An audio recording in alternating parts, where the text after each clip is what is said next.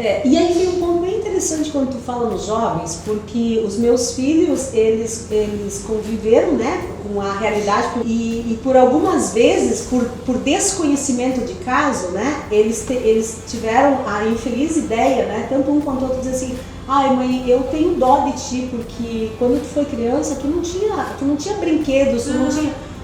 E eu botei eles pra sentar e falei assim, ó, vocês têm que ter dó de vocês. Porque eu sou o que eu sou por aquilo que eu não tive. O grande problema dos nossos jovens é que eles não precisam fazer o esforço necessário. E nós roubamos deles a oportunidade e o direito deles se transformarem em alguém quando nós damos as coisas prontas para eles. E aí eu tenho uma infância um tanto conturbada e de muita revolta, de muita não aceitação. E desde muito cedo eu faço um voto secreto comigo mesmo. Em torno de 9 anos de idade, eu faço um voto secreto. Hoje eu sei o que é um voto secreto, mas é quando a gente faz uma promessa para nós, de que nós vamos ser alguém na vida para nunca depender de ninguém. E foi essa promessa que eu fiz. Eu vou ter sucesso profissional na vida para nunca mais depender de ninguém e poder ser livre.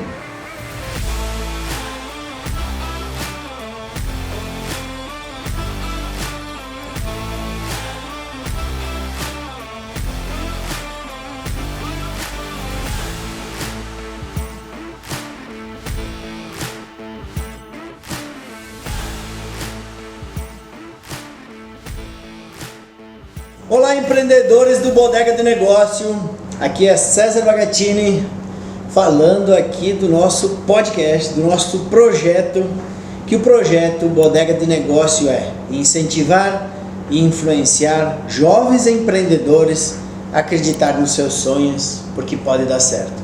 E hoje nós temos aqui a nossa âncora, nossa nova âncora, Helena.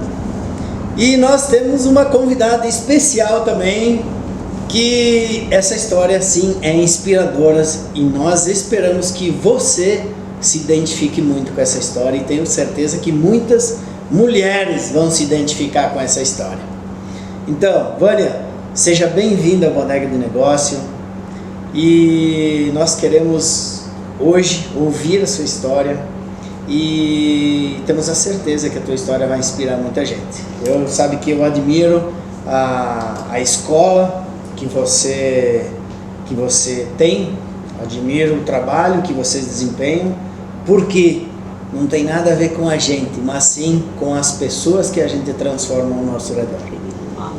Vânia, então, por favor, sejam bem-vindas ao Bodega de Negócio. E gostaríamos então que você se apresentasse e falasse um pouco da tua vida, como começou a tua vida, entendeu? De onde vem a Vânia, como que éramos a família da Vânia e se já eram empreendedores, se empreendiam, se tinham empresa, como que foi o teu início, a tua vida e se você tinha sonhos, quais eram os teus sonhos? Uau, gente, muito boa noite, Helena, César, boa noite aos ouvintes da Bodega de Negócios, né, aos seguidores aqui. É um prazer, uma honra, né, me chamo Vânia Tomé, então, hoje estou à frente da Febracis, que é a maior escola de negócios da América Latina, com sede em Porto Alegre, é uma franquia de uma rede, de uma escola internacional, né, e com certeza... os meus erros e acertos que me trouxeram até aqui, né? Hoje sou casada com o Fabrício há 18 anos, mãe do Vicenzo, de 16, mãe da Joana, de 11 anos, que inclusive é muito parecida comigo também, em termos de sonhos, em termos de inquietude, né? O Vicenzo também, mas a Joana, acho que por ser menina, é muito parecida.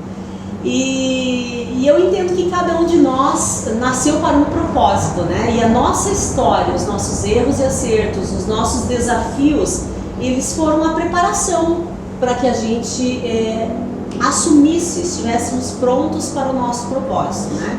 Hoje eu me sinto assim, hoje quando eu olho para a minha história, desde lá no seio familiar, desde na minha primeira infância e todos os desafios que a vida me levou, hoje no meu coração é esse sentimento, cara, faz muito sentido, tudo isso aconteceu para que hoje eu estivesse à frente dessa missão e propósito. Então, eu acredito muito nisso, que todos os nossos desafios, eles são uma preparação para a gente acessar o nosso propósito. Por isso que a gente quer saber. Então, nos conte de onde saiu a Vânia, filha de quem, quais eram as profissões dos seus pais, para a gente entender um pouquinho como essa mulher chegou até aqui, por quem você foi inspirada a ser assim, enfim. Muito bem. Eu sou de origem italiana, né? Então estar em Bento Gonçalves para mim é muito tranquilo. Eu sou natural de Guabiju, que era na época que eu nasci, distrito de Nova Prata. Sou filha de um casal de agricultores, pequenos agricultores, mas muito empreendedores dentro do seu contexto. Por muito tempo, Helena e César, eu falava assim, eu vim de uma família pobre. Eu não vim de uma família pobre, eu vim de uma família muito próspera. Só que o contexto da época era aquele, entende? Aquele era o contexto da época. Aquelas eram as referências da onde a gente vivia. E dentro dessa prosperidade é que formou o meu caráter, né? E ali naquele ambiente eu já creio que nascida e criada para um propósito, eu já desperto muito cedo um nível de ambição muito grande. Então, obviamente que nós temos as nossas referências e eu via especialmente na figura da minha mãe, a gente costuma ter um ditado que fala, né, que fazia sempre do limão uma limonada. Então, a minha mãe era uma pequena agricultora que ela plantava amendoim para vender, que ela criava galinha, vendia o ovo, vendia a carne da galinha, que ela tirava o leite, fazia o queijo e do que sobrava ela fazia a manteiga e fazia falava, né, a puína, né? Acho que aqui Bento conhece, lá em Porto Alegre se falar isso não sabe o que é, mas aqui o pessoal sabe, né? E tudo isso ela transformava em dinheiro, tudo isso ela gerava receita. E ainda quando nós éramos pequenos, olha só que coisa interessante, lá no interior tinha uma oportunidade que que era costurar bola de futebol, sabe? Sim. E a minha mãe ainda nas horas de folga, ela pegava essas bolas e nós como criança ajudava ela a costurar essas bolas. Quantos irmãos? É um irmão mais velho, né? Eu tenho um irmão com pouquíssima diferença, inclusive eu sou o fruto de um acidente do meu pai e da minha mãe. A minha mãe estava amamentando o meu irmão muito recém-nascido e num descuido ela então descobre que está grávida de mim já com o 5º mês de gestação. E aí tem uma história interessante porque ela teve um parto muito difícil naquelas condições que Guabiju oferecia na época e ela quase morre no parto. Teve um parto de muitas horas. E eu imagino hoje, né? Uma jovem, ela tinha 21 anos na época, ela casou com 18, com 21 ela teve meu irmão, e logo em seguida ela, depois de todo esse trauma do parto, ela descobre quando já estava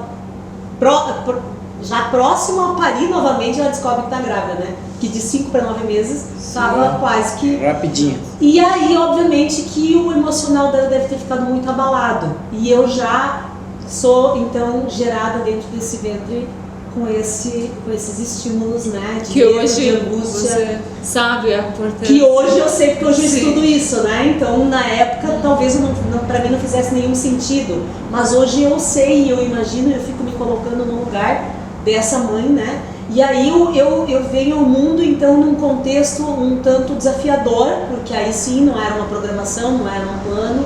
E aí eu tenho uma infância um tanto conturbada e de muita revolta, de muita não aceitação, e desde muito cedo eu faço um voto secreto comigo mesmo. Em torno de 9 anos de idade eu faço um voto secreto. Hoje eu sei o que é um voto secreto, mas é quando a gente faz uma promessa para nós, de que nós vamos ser alguém na vida para nunca depender de ninguém. Foi essa promessa que eu fiz. Eu vou ter sucesso profissional na vida para nunca mais depender de ninguém e poder ser livre, né?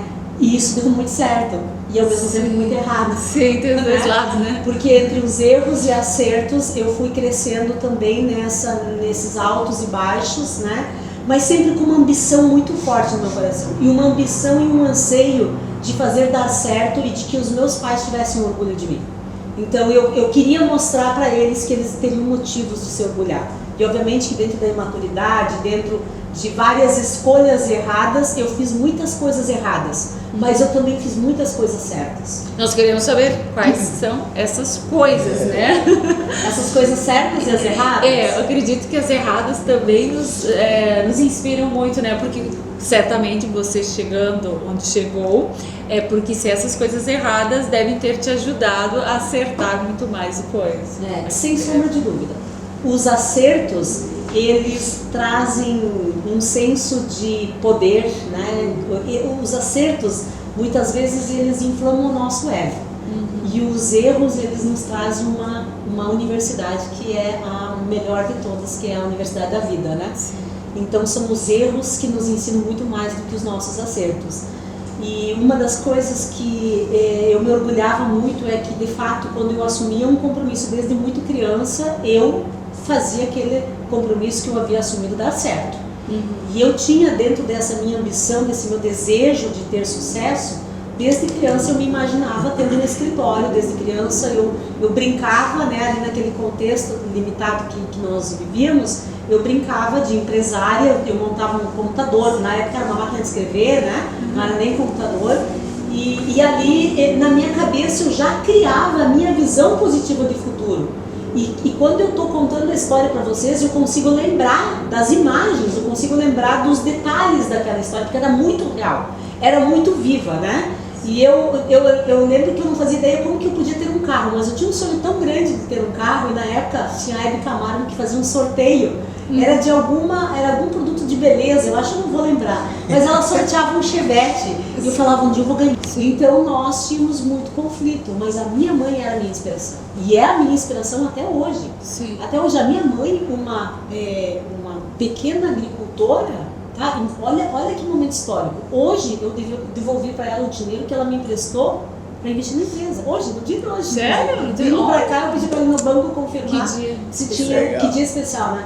Gente, isso é as economias dela, e não são poucas não, são economias interessantes, relevantes, entende? Então ela sempre foi a minha inspiração. E ela vem de uma família muito empreendedora, assim como também tem muitos familiares do meu pai muito empreendedores, né? Mas a minha mãe vem da família Paludo, que o Vicente, o Davi Paulo, irmão do meu avô, o pessoal da rede de lojas Paludo.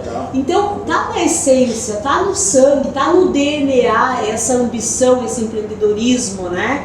Agora, você pode ter isso na essência e não fazer nada com isso, ou fazer um monte de bobagem, e você pode ter isso e direcionar, canalizar a energia para coisas boas, para coisas produtivas, né? E para cumprir um propósito verdadeiramente, como o César abriu aqui a nossa conversa falando, né? Que nós estamos nesse mundo para deixar algo. A gente não está aqui para trabalhar, para ganhar dinheiro, para chegar ao final do mês e desfrutar dos nossos prazeres. Nós estamos aqui para causar um impacto. Eu acredito verdadeiramente nisso. Eu acredito que todo o meu dom, todo o meu talento, toda a minha energia, eu vou receber sim, mas não é a prioridade. É uma consequência de tudo que eu faço, de tudo que eu mobilizo e que volta como recompensa para minha vida, sabe? Sim. Mas tudo que eu faço hoje é pensando assim, qual é o impacto que eu vou deixar. E você era estudiosa quando criança? Não.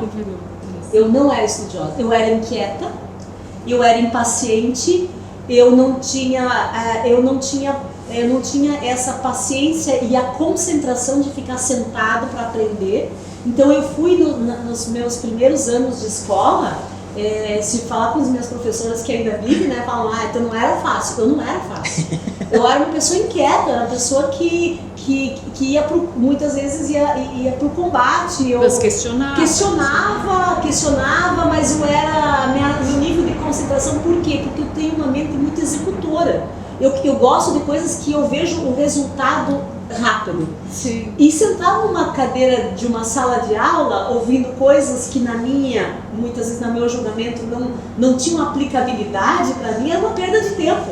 Eu preferia costurar bola, eu preferia gerar produtividade, né? Então eu fui uma estudante que dei trabalho e fui bastante desafiadora. Aonde que eu me encontrei nos estudos? Com conhecimento rápido, dinâmico, de aplicabilidade rápida. e por isso que a Febracis fez muito sentido. Assim como eu passei em outras instituições antes da Febracis, me formei numa faculdade tecnóloga de 2 anos, por quê? Porque para mim, eu sou do tipo que conhecimento precisa produzir resultado. Eu não posso encher a minha vida de conhecimento para depois lá na frente ver aonde que eu aplico isso. E não estou querendo dizer com isso, e não quero incentivar ninguém, dizer que estudar é ruim, pelo amor de Deus, né? Na verdade, você está sempre estudando. Eu também penso assim, o que é o estudar? É necessariamente fazer uma formação acadêmica ou continuar buscando conhecimento no dia a dia, que é o que eu acredito. Então, perguntando, você não tem formação acadêmica, né? Hoje eu tenho tecnóloga. Isso. Eu fiz direito até a metade de desistir, eu fiz marketing até a metade de desistir, e não me orgulho nem um pouco de ter parado no meio do caminho, né? Mas você acha que se você tivesse concluído essas faculdades, vamos dizer assim, o que seria diferente para melhor na sua vida? Então, não tem como a gente saber como seria se eu tivesse feito, né? Mas quando meus filhos me falam assim, mãe, eu não quero estudar porque você não estudou e você tem sucesso. Eu falo, filho, pensa se eu tivesse estudado então, aonde eu podia estar?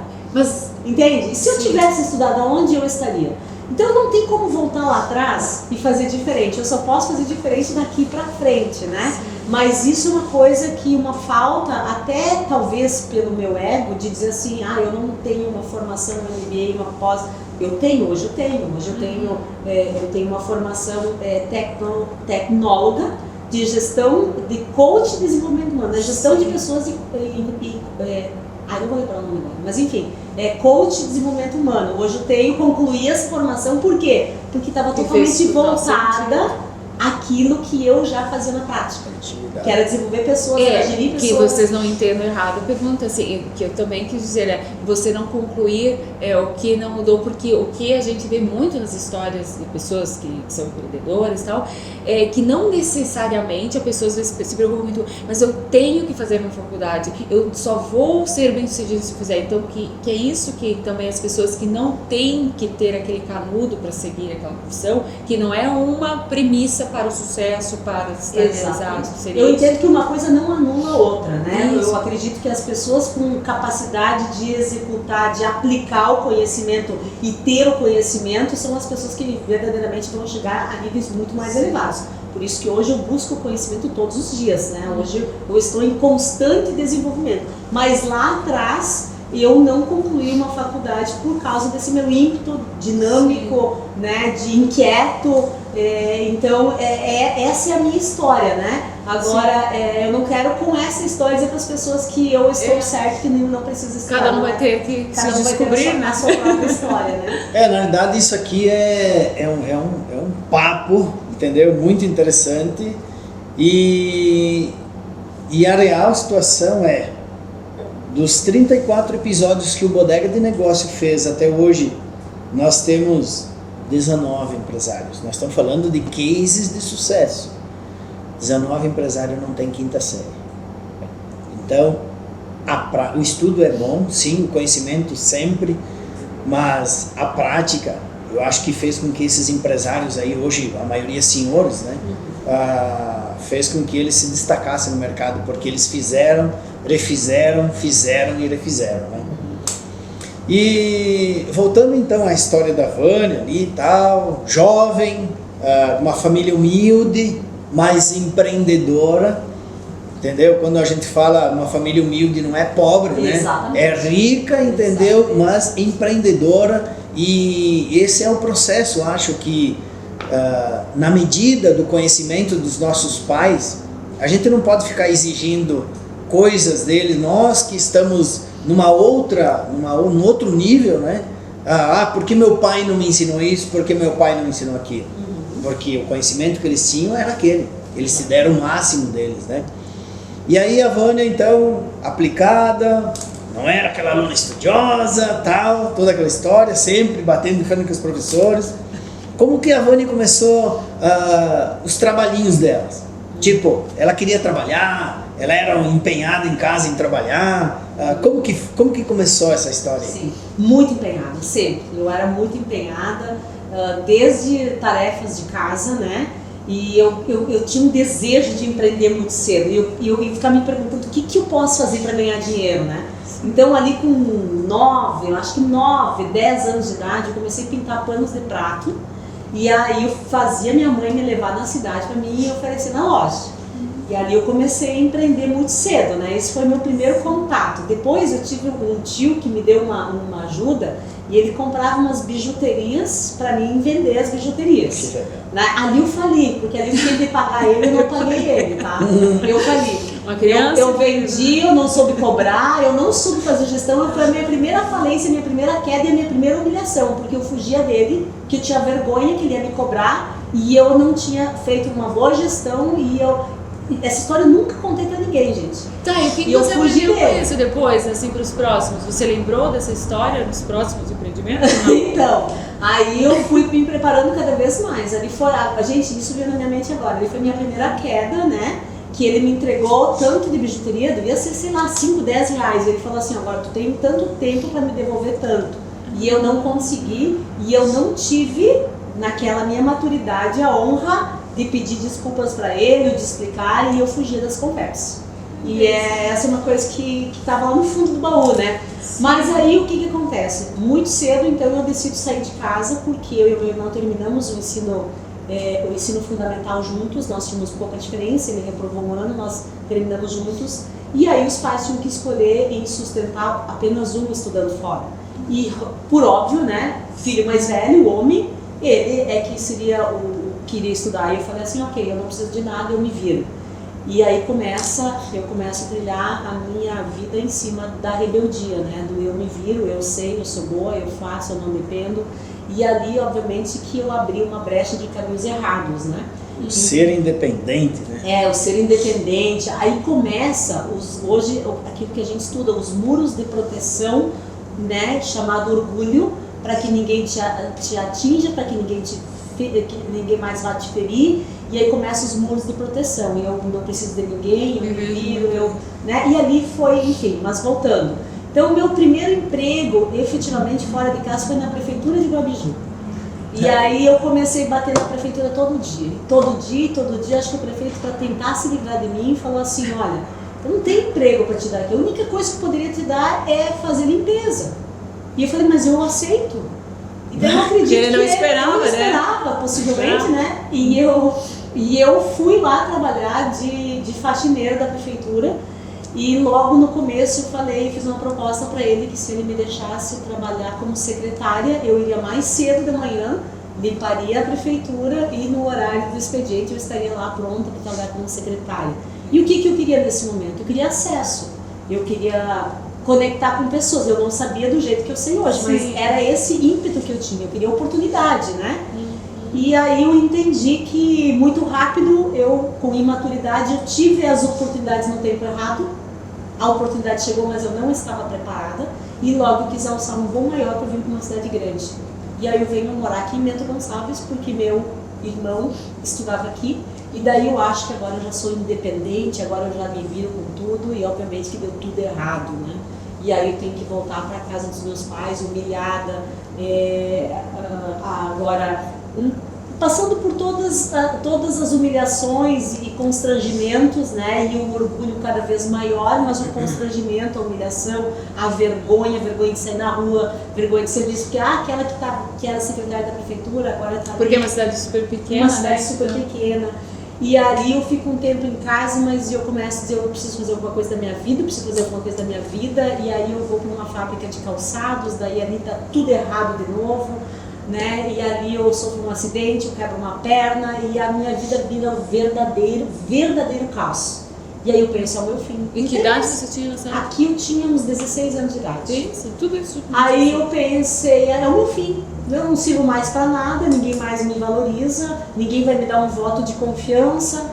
E aí, gente, eu preciso falar de fé, viu? Eu preciso falar de espiritualidade. Né? Muito católica, de uma família muito católica, né?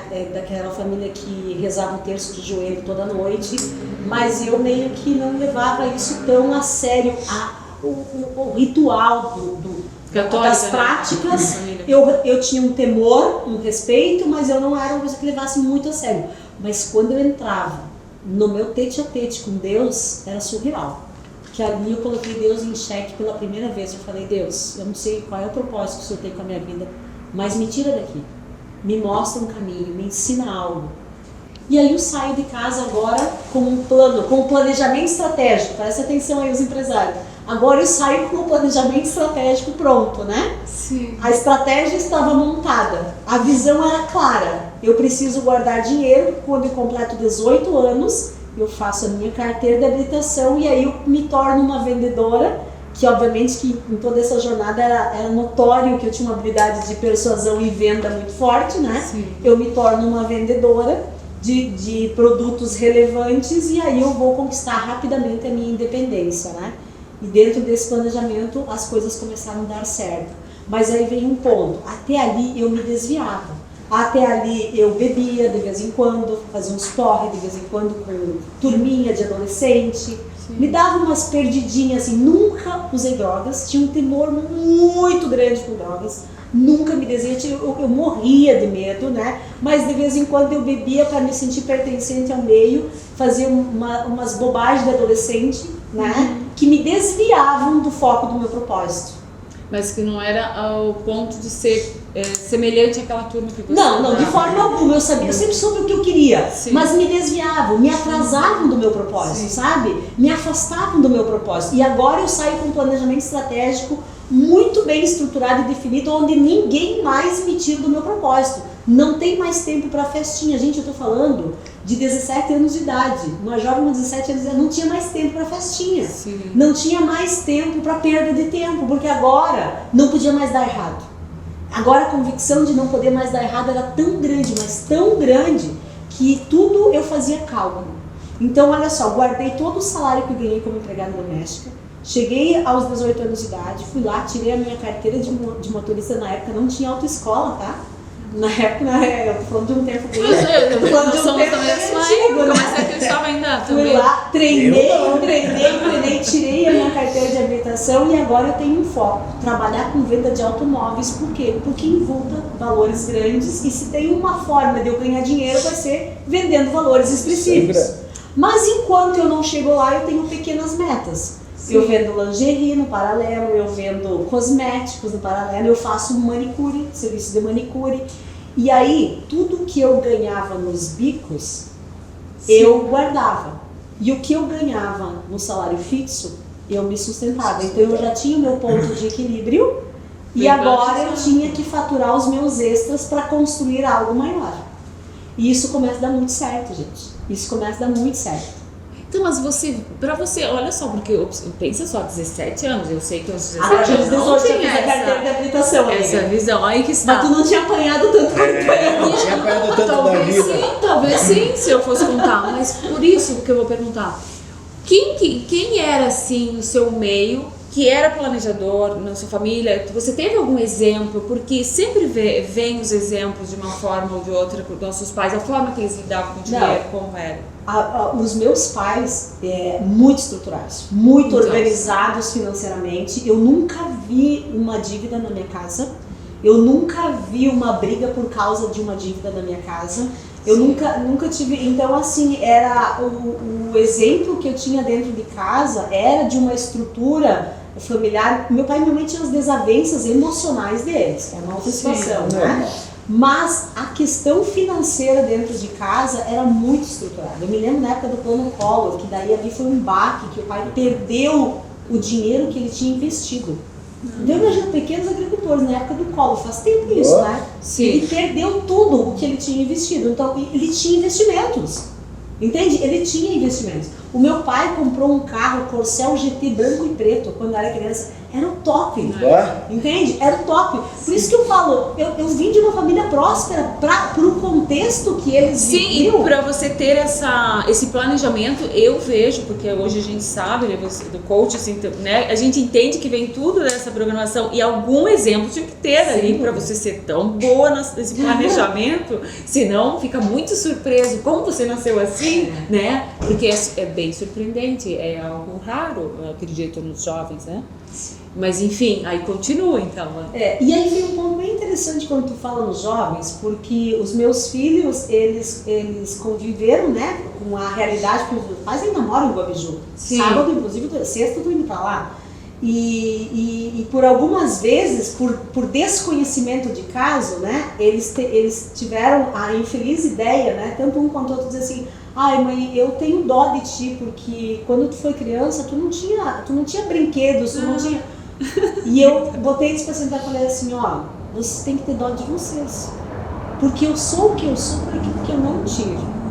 O grande problema dos nossos jovens é que eles não precisam fazer o esforço necessário, eles não precisam, nós roubamos deles a oportunidade e o direito deles se transformarem em alguém quando nós damos as coisas prontas para eles. E eu tenho botado muito meu filho no fogo. Quem convive próximo da gente sabe. Ele fez 16 anos, ele já fez 3 métodos CIS, ele já fez formação em coach, estou levando ele para o Vale do Silício agora em outubro, né? Mas tipo assim, ele quer alguma coisa, ele tem que guardar o celular dele, ele teve que trabalhar, economizar, e aí eu falei para ele: ó, se você quer realmente o celular, eu vou te bancar 50%, o resto é contigo. Então, o que e é 50% daquele que eu quero te pagar, o resto é contigo. E ele foi atrás da oferta, ele guardou o dinheiro e ele comprou de madrugada um celular numa oferta, ele e o pai dele no Black November, onde ele conseguiu encaixar o celular que ele queria dentro daquele dinheiro. Então, quando nós damos tudo aquilo que nós não tivemos, é um problema emocional nosso, tá? Não é uma solução para os nossos filhos. Sim. Então, por que os jovens não conseguem? Porque a gente rouba deles a oportunidade deles batalharem, deles se tornarem. Não é sobre a meta que eu atinjo, é sobre quem eu me torno quando eu atinjo essa meta. Esse é o ponto. Sim, e é tão bom ver, né, quando a pessoa, a mãe, por exemplo, os pais, entendem isso, porque justamente daí você não vai levar aquilo, porque eu vejo muito, inclusive às vezes as famílias, né, próximas, que eu vou dar o que eu não tive, mas na questão negativa, para levar ao pior e não ao melhor, como você está fazendo hoje. Não, a intenção sempre é boa. Sim, todos sempre é boa. A intenção é boa, né? O que é a intenção? Suprir uma dor minha. Sim. E aí eu projeto no filho uma dor que é minha. Eu quero suprir a criança que não recebeu e que queria tanto e que ansiou tanto e não teve. Agora eu tenho, eu cresci e eu quero suprir a criança, na verdade é a minha criança. E aí eu acabo, né, projetando isso. E pode estar podando empreendedores também, né? Exatamente. Pode estar. Então, empreendedores do Bodega de Negócio, o que vocês acharam? Até aqui, então, vem a história da Vânia Tomé, uma jovem, família humilde, que teve lá seus percalços, sonhadora, sonhava de criança que queria ser empresária e já tinha um foco definido, aí amadureceu, foi trabalhar, guardou dinheiro e aí, então, com planejamento estratégico, deu início à sua vida profissional. Isso... A vida profissional nós vamos saber depois, entendeu? No segundo episódio. E agora eu quero mencionar então os nossos patrocinadores. Como primeiro patrocinadores e homenageando então a Vânia Tomé, que é diretora, né, CEO do projeto da escola, da maior escola de treinamentos da América Latina, aqui do Rio Grande do Sul, a Febracis, nosso patrocinador hoje. Então, muito obrigado, Vânia. Nós vamos sempre honrar essa marca, né, que é a Febracis, e esse trabalho que vocês fazem aí. Também queremos lembrar o nosso patrocinador Hotel da Londres, seu Tarcísio Miquelão, que aqui estava, né, que esteve com nós, também foi nosso entrevistado, uma história fantástica, né? Casa de Carne dos Amigos, o que achou da carne, Vânia? Meu Deus. Maravilha, né? Maravilha. Eita, nosso amigo Joel lá. Um abraço aí, Joel, muito obrigado. Nosso churrasqueiro, equipe de churrasco aqui da Bodega de Negócios. Inclusive, siga as redes sociais lá, que tem projetos lá, onde é que eles fazem festas, entendeu? Preparam toda essa parte da carne e do evento aqui, e você só curte os seus convidados. Essa é a parte mais legal do negócio. Mercado Niquete, nosso amigo Beto, grande amigão ali, Beto, que foi um dos nossos primeiros patrocinadores aí, muito obrigado. Conte com a gente sempre, Niquete. Cave do Sol, nosso vinho aqui, Cave do Sol, vinho maravilhoso, essa cantina que está completando 98 anos esse ano. Família Passarim, que logo logo vai estar aqui também, uma história fantástica. Elevatos, nosso patrocinador também, Guilherme, a Elevatos, que é uma empresa de segurança eletrônica 24 horas, a parte de condomínios, os melhores condomínios aqui da nossa região, aqui Garibaldi, Barbosa, Bento Gonçalves e tal, e empresas de padrão alto aí, o Guilherme então atua com essa parte de segurança e monitoramento. Auto Tradição, concessionária Volkswagen, nossos amigos lá, Júlio, Vinícius e uma galera toda lá, melhor equipe de vendas da Serra Gaúcha aí, Auto Tradição, concessionária Volkswagen. Projinha Academia, mais que uma academia onde que o líder, né, que é o Falcão, o dono da academia, o CEO, ele fala que a academia não é nada mais, nada menos do que disciplina. Sucesso na empresa é disciplina. O cara é muito foda, ele é muito bom. De Paolo Galeto, nosso amigo Paulo Jeremias e o Emiliano estiveram aqui também, história fantástica. Bora lá consultar essa história aí, que a história da Di Paolo é muito interessante. Impulso Bento, a melhor metodologia de ensino das escolas que eu já conheço é da Impulso Bento, então aconselho, consultem essa metodologia, visitem a escola para saber aonde você vai colocar o seu filho. E Castelo e Noivas, então você vai fazer festa de 15 anos, entendeu? Vai casar, vai fazer padrinho, enfim, o que for fazer lá, debutantes e tal. Vai lá, os melhores vestidos, maravilhosos modelos e um melhor que o outro. Então, e Castelo e Noiva. Gedon Malhas, a malha que veste bodega de negócio. A Gedon Malhas, que tá entre as 5 melhores indústrias de lã e especializadas, tricô, né, Gedon Malhas, do estado do Rio Grande do Sul, entre as 5 melhores, e é aqui em Bento Gonçalves. Visite então Gedon Malhas. E lojas Regla, né? O parente da nossa amiga aqui, né? Vânia lá, seu Elias Paludo, um grande abraço. São mais de 38 lojas aí e tal, incluindo e-commerce. Então, forte abraço aí, Elias Paludo. Também tem uma história dele fantástica. Também começou com o Chevette, falou a história do Chevette. Essa parte eu não sabia, vamos chamar ele pra gente falar sobre o Chevette. Pera do Chevette. Aí depois comprou um Del Rey, aí depois comprou uma Belina, daí ele disse que carregava mais, né, cara, na Belina, e assim vai embora. Contou a história do XR3 também, pensa só. Imagina essa história ali. E nós vamos então lá pro segundo episódio lá. Um grande abraço.